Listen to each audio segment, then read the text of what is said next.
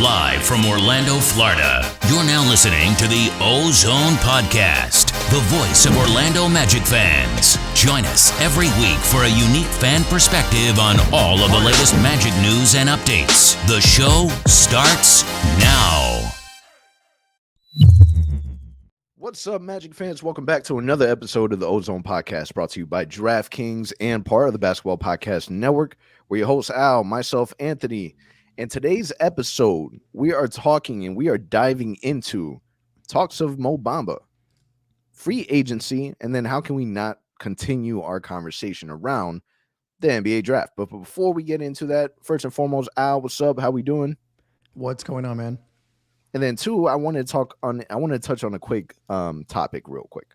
So Adam Silver, there was some rumors circulating around the idea of in 2024, there's going to be two additional expansion teams being added to the NBA. Cities that are being looked at were Las Vegas, as well as the well-needed Seattle area. What are your thoughts on that? Because what we've heard so far is that Adam Silver was quick to come out and say, that is not true. That's not happening. We're not looking at that. But come on now. What is Adam Silver really supposed to say, right? What are your thoughts on the NBA or the rumor of there being two additional teams? Is that something that you're for? Are you against it? What are your thoughts on it? Yeah, so I mean, apparently it was a big rumor the last few weeks. We kind of hearing about it. It's going to be happening in 2024, and then he shut it down completely tonight in his media availability before the NBA Finals, like he does every year, basically saying we're not there yet. It's not going to happen in 2024. But like you said, what is he supposed to say?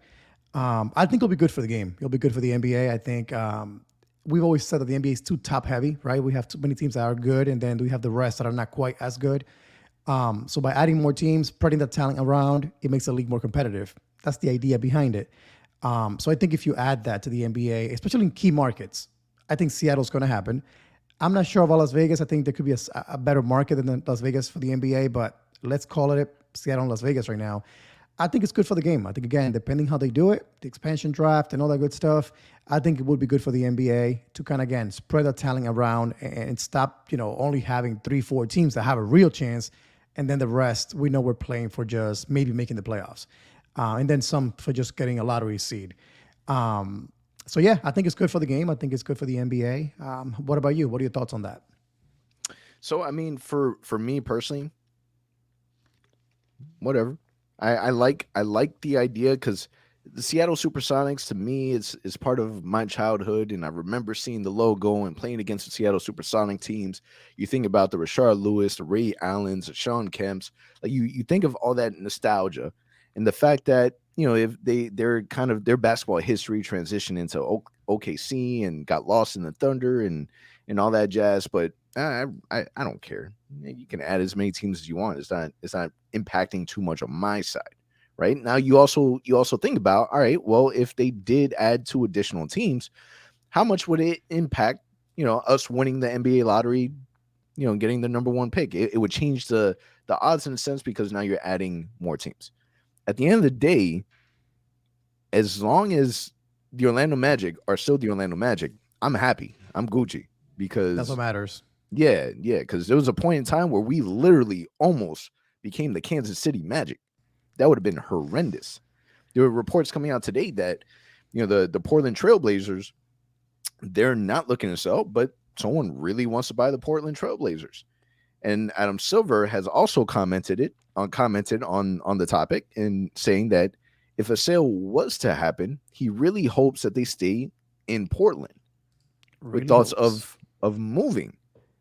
And I think that's the part that's really, really rough. Like, I get that you got these billionaires that got a lot of money to spend, and the fact that they're willing to take a team out of that city, I think that's probably the worst thing that could happen. I honestly thought, and I get that logistics makes it really difficult, I would have thought that there would have been a team internationally before there would have been an additional expansion team in the United States. I get that there's been a huge fight for the Seattle Supersonics for a while now. I get that. But I always thought that internationally it would have, happened first. Like a team in Mexico. There was a big rumor about Seattle and maybe Mexico City being that Yep. second team. And I don't think I forgot who said it, how far. I know it was a few years back. Thinking the fact that Toronto's in Canada already, you added Mexico City, and now you have a team, south of the border, and just continue to grow the game that way. That makes a lot of sense too. So who knows? Who knows what the NBA is doing? But definitely, I think it's going to happen at some point. The NBA is going to grow. They're making way too much money these days. They can make even more by expanding. It's going to happen at some point.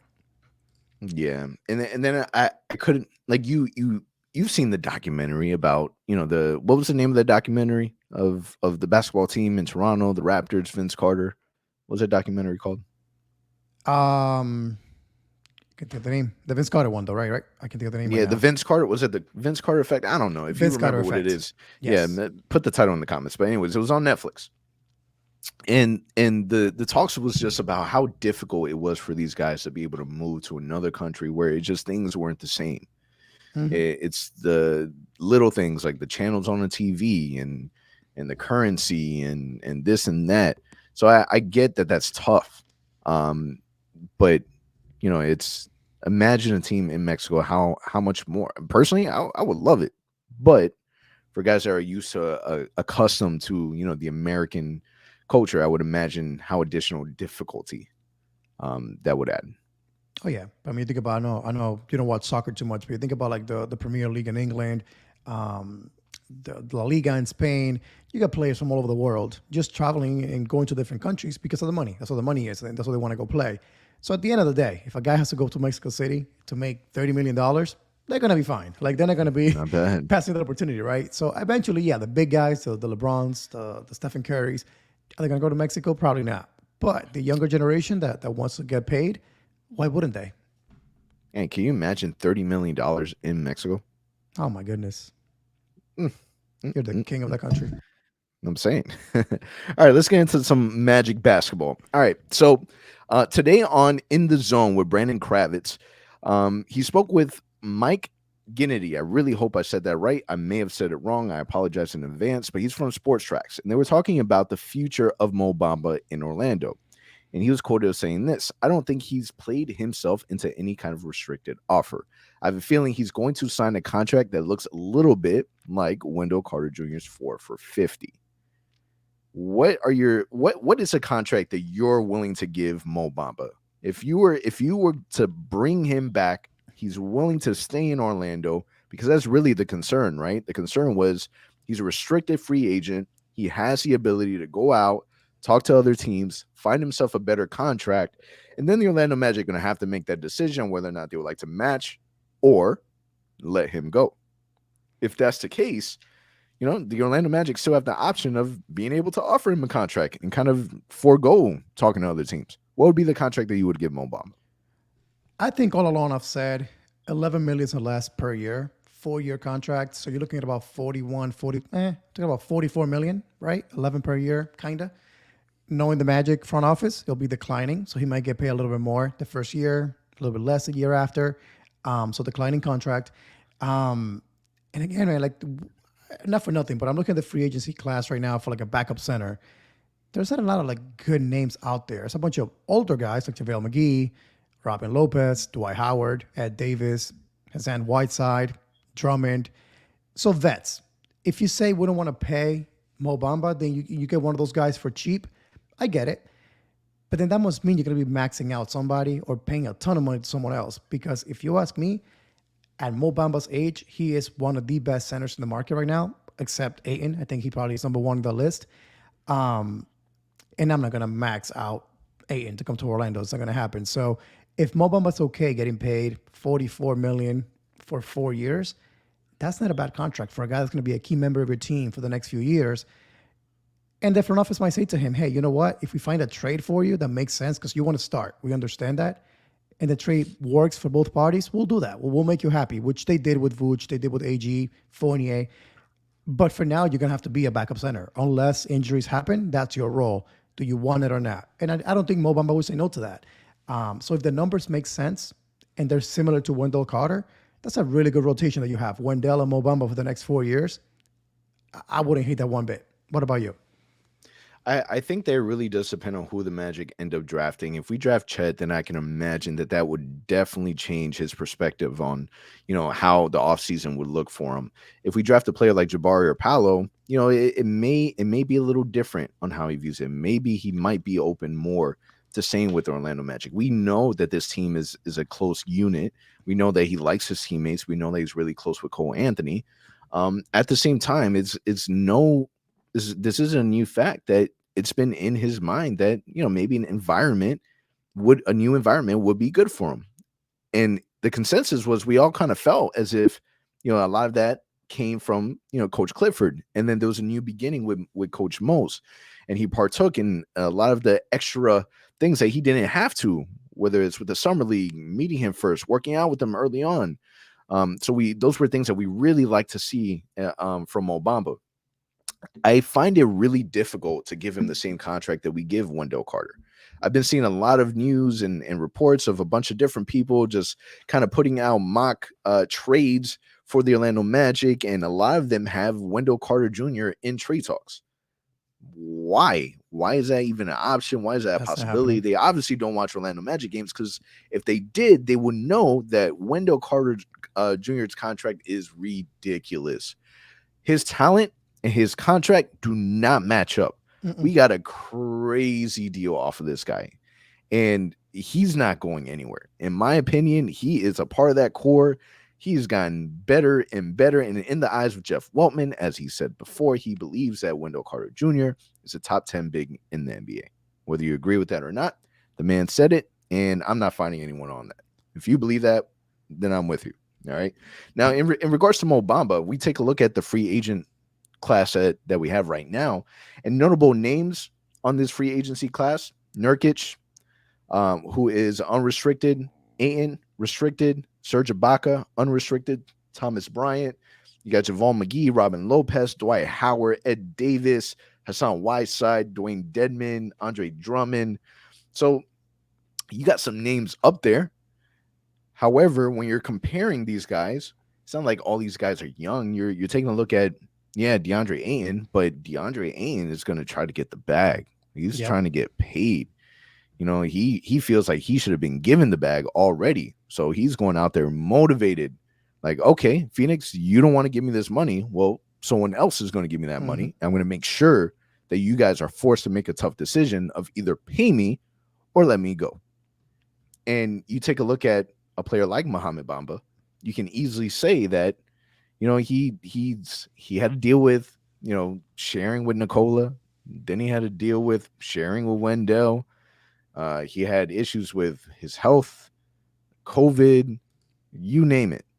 And someone can look at him and say, this dude just needs a new environment. He needs a fresh start.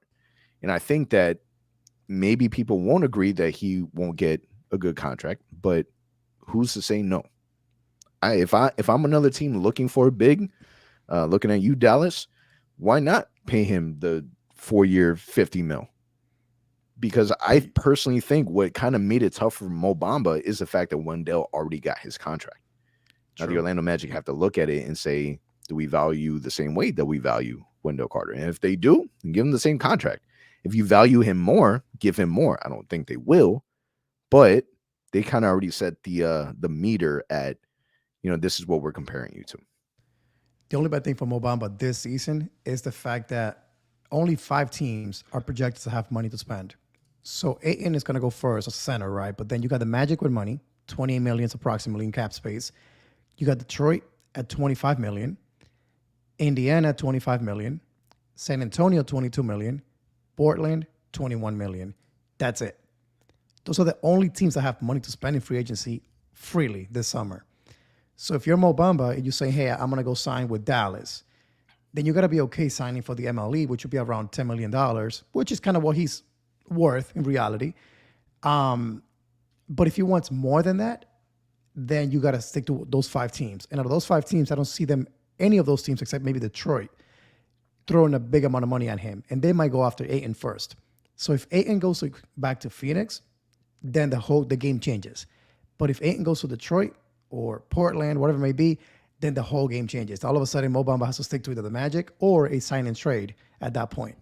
So what Mo Bamba may want to do is, even if he wants to risk it, say, hey, I'll do a qualifying offer, come back to Orlando one more year, and be an unrestricted free agent next summer.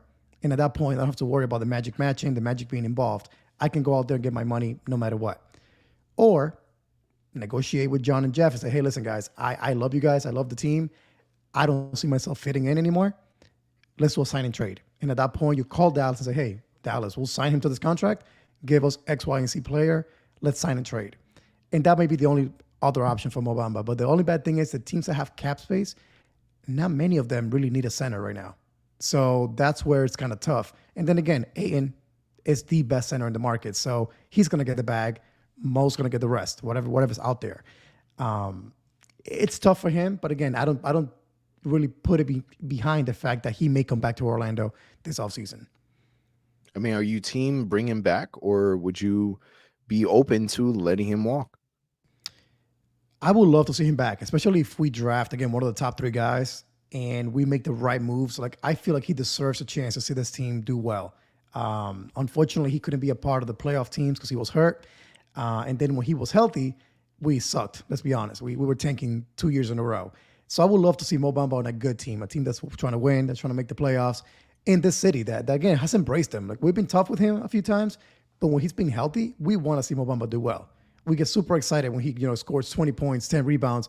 We're the first ones out there retweeting his stuff, calling him, a beast, but he's got to do it consistently. And I think with the team winning, he won't need to put up big stats for us to appreciate him. And not for nothing. If you look at the list of free agents right now for a backup center, not many are better than Mo Bamba. So if you got to pay somebody, pay your guy. Make him happy. He wants to be here according to what he said. He might be lying. But if he's being honest, then why just bring him back? Again, he's only going to cost you $10 million plus, really going deep into the salary cap space. He's actually going to be, you can sign him back with our bird rights, meaning you can go out there and sign a guy for a ton of money and still bring back Mo Bamba, and it won't impact your cap space. So that's a plus in that scenario. So we'll see what happens, but I would love to see him back in Orlando if the numbers make sense. Yeah, I think the most important part is, again, does he want to be here? Does he want a fresh start? I'm with bringing Mo Bamba back. This was a stepping stone year for him. He played really well, stayed as healthy as he possibly could. Shooting was also great. I think that it's definitely a possibility, but I mean we'll see. Free agency is coming around the corner really, really quick. We're about maybe a month out. It's a week after the NBA draft. So these things are going to start rolling and they're going to start hitting pretty fast. I don't want to dive too deep into free agency because I definitely want to get into the draft. But while we're already on the topic, who are you looking at when it comes to free agency? There's a lot of talks, and I've read this on numerous articles. People are looking at, would they throw the bag at DeAndre Ayton? People are also looking at what about this Orlando kid, Anthony Simmons? Could he be a guy that, maybe the Magic should take a look at? Really, won't you take a look at the team? At some point, you have to look at it and say, all right, we need some veterans, man. Like can't just be a whole bunch of young guys. So I'm not sure if, right now is the right time to throw all that money at a player like Anthony Simmons, as much as I like the kid, right? But what are your thoughts? What do you think the direction should be for the Orlando Magic? So the biggest thing for the Magic is what I think changed everything. And we talked about this briefly last week. Winning the first pick in the draft kind of changed the whole dynamic of this offseason. Because now all of a sudden you are going to be in the media. You're a team that people are going to watch and care about. But now you also have max cap space. Now you can get creative with what you do with that money. So I'm going to name you real quickly 3 names that come to mind as potential guys that you can throw the whole bag at and say, you know what, let's go for it. Let's not only be average and maybe try to win slowly, but let's actually take a step forward, but do it smartly. So I'm going to throw 3 names at you. And I want you to tell me, out of those 3 names, who would you pay if you were John and Jeff? First one, Zach LaVine. Second, Miles Bridges, it's a free agent from Charlotte, or Anthony Simons from Portland. So those are 3 guys that are knocking on your door July 1st saying, hey guys, if you make me an offer, I'm cool with signing with you guys today. Who would you choose out of those 3? So Zach LaVine terrifies me just Mhm. because there's. I feel like why is it that every decision that the Magic have to make, there's so much risk involved? Why can't there be just like easy, simple, great things that fall in our favor and there's like no risk? Um, but I feel like Zach LaVine, it's just the injuries scare me. We've all envisioned the thought of Zach LaVine when we had Vucevic, Evan Fournier, Aaron Gordon, what that would look like. But I'm not sure if I'm willing to give him a max contract knowing the injuries. But also, how savage would it be taking Zach LaVine away from Chicago, knowing that we own their draft pick? Massive savage. I would also feel really bad for Nikola. Part of me, a little bit, not too much.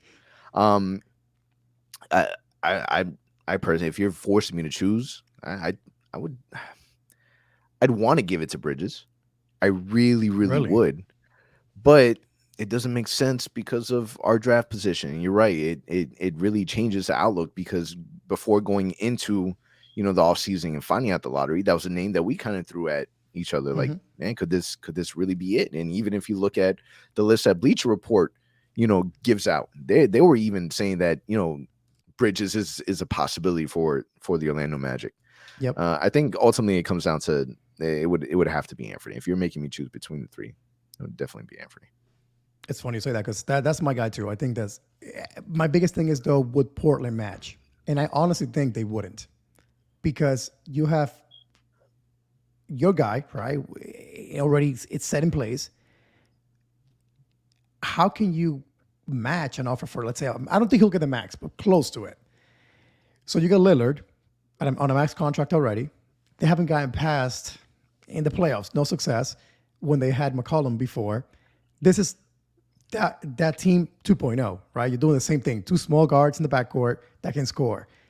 Would they be crazy enough to say, you know what, we got to keep this kid and we're gonna match and max him out? So now you have the same team all over again.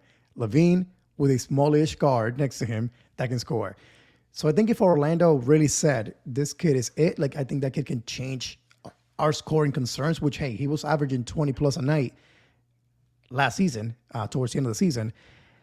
You go for it.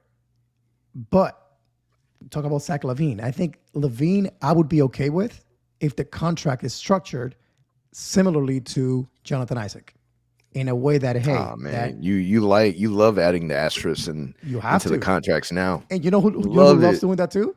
You know who loves doing that too? Our The front front office. office. So if you say we'll max you out, you deserve that money. We understand that you've earned that money. But if that ACL is an issue again, you're gonna forfeit a whole bunch of money. There's an insurance to us and insurance to the team. We need that. It can be done. Now, would Zach LaVine want to come to Orlando? That's the question. I really think a team like Portland might be a better fit with Agreed. Lillard. But that's about it though. Maybe San Antonio, but they don't have max cap space right now, so maybe not. So Portland is the only thing that makes sense to me if he wants to win now. I keep hearing the Lakers. How are they gonna make that work? Like nobody wants Westbrook. That's not gonna happen. Because they're the Lakers and they think they can just now get whoever they want whenever they want. It don't work that way no more. Exactly. But I'll ask you this, man. Like, how nasty would it be to opening night next season? You come out on the floor and say, "Hey, our starting lineup is Markel Fultz, Zach LaVine, Franz Wagner, whoever we draft at one at the forward, and Wendell Carter Jr." All of a sudden, man, you're no longer just a barely playing team. You're now a really good team. And to your point, you now completely dismantle the Bulls on a year where you own their pick. Savage move, which would make a ton of sense. It's a matter of would Zach LaVine see the vision that we have right now? But he wants to be a number one guy. Remember, he wants to win, true, but he wants money and he wants to be the number one guy. I think in Orlando, you might say to him for the next 3 years, go drop 30 a night. We're okay with that. But after that, you're gonna have to hand over the keys to France, whoever it may be at that point, because he'll be 30-ish at that point. So I think it makes sense. It's a matter of is he interested? If he is not, I honestly wouldn't mind Simons in Orlando, but now you have another guard to worry about. Suggs, Cole Anthony, Markel, Simons. You got to do something there via trade to make it work. I mean, what makes it tough is like last season we weren't looking at Robin Lopez as an option. We weren't looking at Etuan Moore. So I think that although the Magic have money to spend, we also need to have an open mind because they're really looking across the spectrum. They really are. Yep. And, now that we don't have Michael Carter Williams, now that we don't know exactly what the future holds for a player like Terrence Ross, Gary Harris, also in the free agency list. Like, what is this team really going to look like from a veteran perspective? It could be completely different. I really hope that the Magic throw money at Gary Harris. I really like what Gary Harris brings to the team. I hope that there's a coming to God moment with Terrence Ross. I hope that he doesn't leave because I really like what he's bringing as long as he's fully committed. So it's going to be interesting to see the path that they decide to go. Because it's really gonna be telling the type of players. Because in my opinion, after this draft pick, after this offseason, we're really gonna be able to see, all right, the Magic are really going for it. Now, I'm not expecting for them to make anything crazy splashy in free agency, but if we wanted to, we really could. We really could make a lot of damage. And I hope that they do take a look at it because, we've talked about veteranship and how important that is to the locker room. And we listen to different interviews from players now that they say a big part of their development was because they had, big bro here and big bro there that really helped them out and kind of, showed them the game. And if you're going to do that, I hope they bring in a power forward, a four veteran of some capacity or somebody, a big man to be able to, kind of mold and help mold, whoever we end up bringing into the number one pick. But don't forget that too. We talk about free agency. Don't forget about the fact that also trades is an option, right? You can use the cap space in multiple ways. It's not only in free agency. You could also trade for a contract and absorb that contract. So you could trade Terrence Ross and then absorb a whole bunch of cash back via trade. So that's another option that we haven't really discussed too much. Like, is there any guy out there that could become a scorer in our team today that you could absorb via trade and offer a bunch of picks, offer maybe a couple of young guys? That's also an option. So that could be something that we explore too down the road as a team to use that cap space.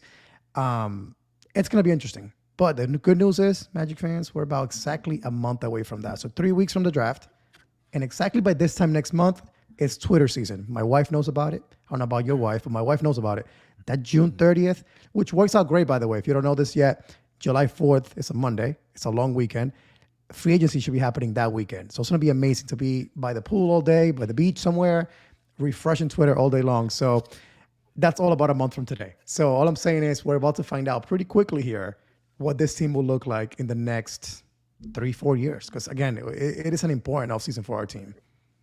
Yeah, side note, make sure that you remind me tomorrow to request that day off because I would be absolutely useless at work. Just remind me. Me and you both. All right, let's get into the NBA draft. So ESPN stated in a recent interview that Coach Mosley prefers Jabari Smith Jr. We've been hearing all this back and forth. Everyone has their opinion of who they believe the Orlando Magic are going to select. People are saying that they got the inside scoop. Ain't nobody got the inside scoop. And Coach Mosley can prefer whoever he wants, all he wants. It really doesn't matter. Ultimately, it comes down to being, down to the front office. So do you believe it? Do you feel like Jabari Smith really is Mosley's guy? What was the line that Coach Mosley used in his press conference? He wanted to play with the pass, pace, and space. That was the line?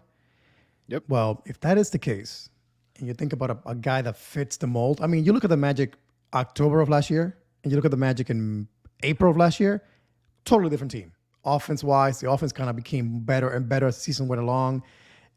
So as the team continues to adapt to his philosophy, you think of a guy like Jabari Smith fitting in perfectly. It's a dude that doesn't really have a position. He can play the 4 to the 2 or the 5 to the 2. He can shoot the ball. He can guard anybody in the court. And again, positionless. So he fits that mold. He's a guy that can pass, shoot, and create space for other guys in the court. So from that perspective, it makes sense why. Whereas a guy like Paulo Banchero, again, I love his game. I keep saying this. I'm fine if we draft him. Trust me, I'll celebrate it the same way, whether it's Paulo, Chet, or Jabari. But does Paulo have that spacing aspect of it? Does he create three-point shooting today for the Orlando Magic? Down the road, maybe, but today he's not the best three-point shooter in the draft. I think you would put Jabari first. Heck, Chet maybe even second on that list. I know you love him a lot. That's the thing. That's the thing. He may not be the best shooter in the draft. That doesn't make him a bad shooter. No. I was watching Jabari Smith, a video that Mike Schmidt's doing a breakdown of his game with him, reviewing highlights and whatnot. And they discuss the opportunity around passing and playmaking. And, I really like Jabari's answer. He responded saying, he has to find the balance of being aggressive and also getting his team involved. That is an honest reflection of why your playmaking isn't where it needs to be. I was listening to another podcast with Locked On Kings, and they were breaking down with Locked On Auburn. I can't think of, the guy's podcast name, but they were also breaking down, what makes Jabari so special. And a lot of the things that he was highlighting was the fact that he is an absolute competitor when it comes to anything. Doesn't matter if it's a game, doesn't matter if it's practice. Like he is really passionate about it. And what he also talked about was, that he's not afraid to go against nobody. Like this dude is talking smack. He is letting his voice be known. Like he's not afraid. He's not timid. He's going to go out there and he's going to play basketball, and he's passionate about it. And I think that those aspects, the fact that he puts so much focus on the defensive end, the fact that there's so much versatility in his defensive ability, I think that primarily would be the main reason why, that would be Coach Mosley's guy. Because you look at a player like Jonathan Isaac, and you see Jonathan Isaac as being your anchor for defense. But you haven't had that anchor in a really long time. You got that boat that's been floating, and there's no anchor, right? One day it might be this player, and the other day it might be that player. But we didn't have that one player that is your lockdown. And we have players that have that capability, that potential, but that Jabari is going to be that dude. And I really need to start watching YouTube videos, because the more that I watch it, the more that I almost convince myself Paulo's still my number one. I do continue to feel as if Paulo is not a realistic option for the Orlando Magic. So if it's no Paulo, then I see what people see in Jabari. I really do. Listen, again, we're gonna have this debate till the day of the draft, and I get the criticism of his game. The creativity, the attacking the basket, the playmaking. I get all that. This dude is 19 years old, man. We're not talking about a dude who's 26 and already in his prime and fully developed, and that's all he's going to become, a 3-and-D guy.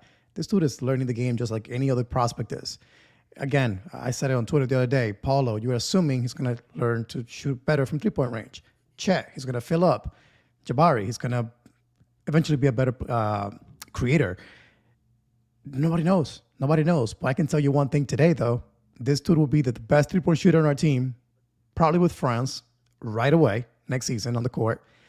And defensively, Mike Schmidt in the same video said, you have the potential to be an all-NBA defensive player right away. But guess what, man? We're also getting Jonathan Isaac back next season. You already got Jalen Suggs, who's an amazing defender.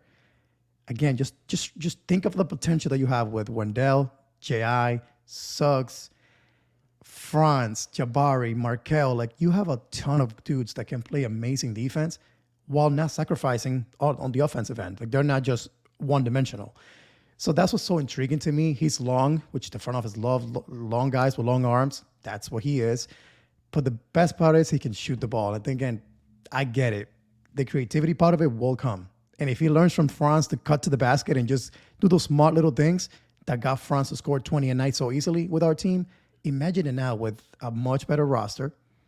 It could be really, really good. But again, like I keep saying, if the first name that gets picked in the draft for the Magic is Chet, Paulo, or Jabari, I'm buying the jersey no matter what. So I don't care. I just see the vision with Jabari as more of a realistic thing and a better fit. That's just my thing on it. Yeah, 100%. Absolutely. Now, the Orlando Magic, there was a report that also came out that the Orlando Magic are going to be doing, their due diligence. They're for sure going to bring out Jabari, Chet, and Paolo out. They're going to meet with them, get to know them in person here in Orlando. That's the awesome thing about having the number one pick is that you run the draft. Whoever you want to go see or whoever you want to see in person, you're going to be able to get that opportunity here in your hometown. So now with that being said, the report also indicated that they are going to like kind of throw a mass net out and they're going to really do, maybe continue to look outside of that three as well. They really want to do a thorough process. With that being said, Keegan Murray is scheduled to meet and have a pre-draft workout with the Orlando Magic on Thursday. So today we should be hearing about a little bit more about this, tomorrow when the episode drops. But would you be okay with the Magic drafting down if you bring in these guys? So imagine a world, because we've heard the word falling in love with players, right? The front office wants to fall in love with their guy. What happens if you have Jabari, Chet, Paolo, and then you bring in a player like Keegan Murray, and you fall in love with Keegan Murray? Something about him that makes you say, I really like that guy the most. I really love that guy. Would you consider, is it a realistic option that the Magic could fall into wanting to trade the pick? Listen, have you watched tape on Keegan Murray so far? A little bit, not too much. I'm still trying to the convince dude myself is, on the Jabari dude and is Chet. nice. Yeah, but I will say this, man. Like the dude is nice. Not as tall as the other prospects, not as, but offensively skilled. Probably the best one, honestly, out of the top three right now. Look at his numbers in college. One of the best scorers in college last season. To your point, if he comes to Orlando and the front office just falls in love with him and says, "Hey, like this is our guy. Like we went through all the scenarios and this is our guy." I've said the same thing about Shaedon Sharp earlier in the draft process when we kind of thought, "Hey, this guy might be a possibility if we drop to 3 or 4 in the draft." I keep saying this, man. I'm okay with whoever they choose, and if they choose to draft down, to trade down, there's a reason for it. And I'm gonna have to trust them, right? Like I can't. We were not there. We don't know what they said. We don't know if they love the city enough. We don't know if they wanted to play for the Magic. Those are all red flags that maybe they have about certain guys that lead them to that decision. So if that is the case, and they decide, hey, we're gonna trade down for a guy like Keegan Murray, I'm okay with that. But I will say this kid is, in my opinion, will surprise a lot of people at the NBA level. I think he might be one of the best prospects in this year's draft class. I just don't know if the Magic is that team for him. But there will be a team at some point that will look back and say, whoa, like this kid was better than some prospects that are projected to be higher than him right now. I mean, I think that's the wild part. But at the same time, we have to ask ourselves, what would it take? Like, really, what would it take for the Orlando Magic to trade the number one pick? Me personally, I don't think that you trade it. We also know that there's a small possibility of that happening. The front office has already came out and said that you don't look to trade the pick. But we know that they're going to listen. They know that they're going to get phone calls for it. You got teams that want to be in because they want to get into, the top 3 position.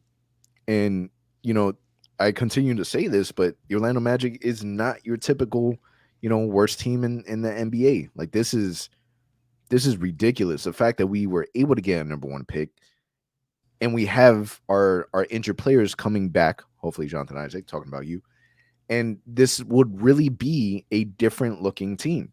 Now, if you trade your number one pick, not only would you be getting the guy that you fall in love with, if they do fall in love with Keegan Murray, but you have to expect that you're getting a hell of amount of aspects coming in.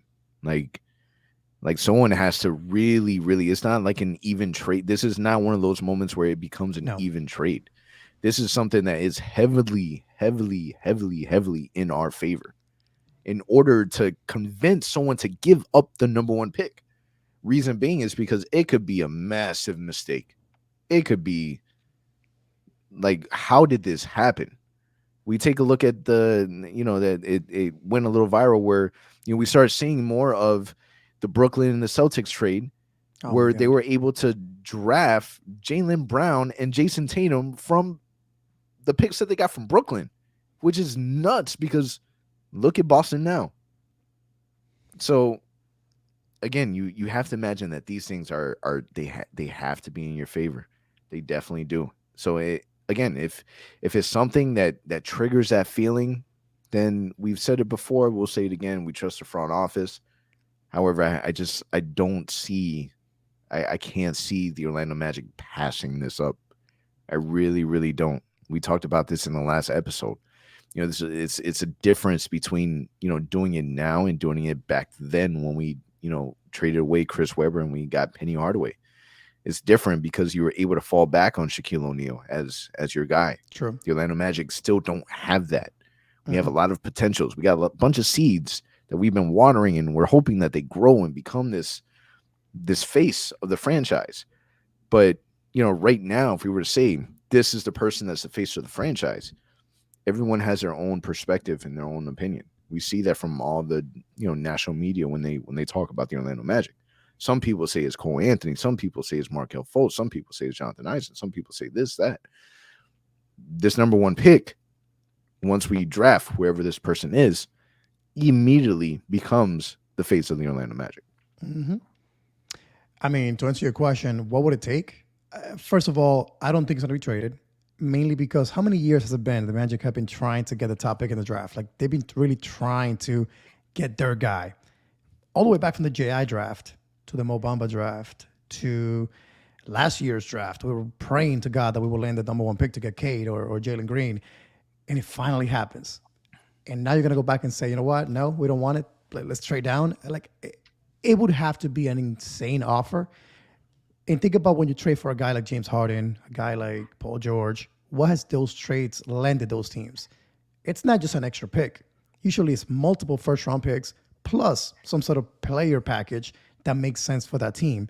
So if the Magic make a trade here, it would have to be, for the very least, a pick below them, so maybe the second, third, fourth, but then also maybe multiple picks in the future, and maybe even a young guy that they like enough to bring to Orlando. So it would have to be a package that really, really makes them say, okay, let's pull the trigger. Also, it could be a reason where they may like Chet or Paulo enough to say, hey, we don't mind if we miss on Jabari. Let's go out and get the other guy that we like, but also get all those assets in the process. But if you ask me, the Magic are done collecting assets at this time. They have enough young guys, enough picks, enough talent as it is to keep collecting assets. At some point, you got to say, hey, let's cash in on some of these things. And I think that starts now. You get the first pick. Hopefully you resign Mo Bamba. And then you go from there in free agency and kind of add to this team at that point. So I don't think it's realistic that we'll trade it. But if we do, it's got to be a solid package. I would agree. Again, and I'm not against trading. I'm not against trading down. I don't think we should. I really don't. I'm not against it. I'm open to all options. I will say that I'm super, super happy that we did get the number one pick, because if we got the fourth pick this time around, I'd be hurting right now. The podcast I listened to about the Locked On Kings, they were doing a review on Jabari Smith, and they pretty much sold. The Auburn podcast came in. They sold them on Jabari Smith, knowing that they have the fourth pick. And afterwards, the guy apologized, saying, I'm really sorry that, I did this to you guys because you fall in love with the player, and there's zero chance. Like, there's no chance it is happening. Only way it happens if the Magic decide to trade it. But everything is leaning towards Jabari going number one. We've been keeping an eye on the different mock drafts across the internet. ESPN still has Jabari Smith. The Ringer, Chet Holmgren, The Athletic, Jabari Smith, Bleacher Report, Jabari Smith, NBA Draft.net, Jabari Smith. Is starting to feel more and more like Jabari Smith Jr. Will soon become an Orlando Magic. So but before we also add Vegas in there too. So Vegas odds also have Jabari as the favorite. Wild. If you're trying to make money, put your money on Paolo. Put your money on, if you're trying to make money, or if you're trying to lose money, put your money on Paolo. It's hot and cold, man. You really don't know. We're June 23rd, NBA draft coming right around the corner. June 30th, July 1st, you got the free agency wrap. So a lot of things to really look forward to. We got some upcoming guests coming on our podcast. So definitely keep an eye out on that. We still have our giveaway happening Make sure that when you get a moment, check our Patreon. We're going to make sure that we put it somewhere in the comments, as well as access on our Orlando Magic HQ Instagram page. So definitely make sure you take a look at that. Other than that, man, really good episode. That's a wrap. I appreciate you guys for listening. And until the next time, man, we'll catch y'all. Thank you for listening to the OZone Podcast, the voice of Magic fans. For all the latest Orlando Magic news and updates, follow us on Twitter at the OZone Pod and on Instagram at Orlando Magic HQ. Remember to subscribe and leave a 5-star review on all your favorite podcast listening platforms.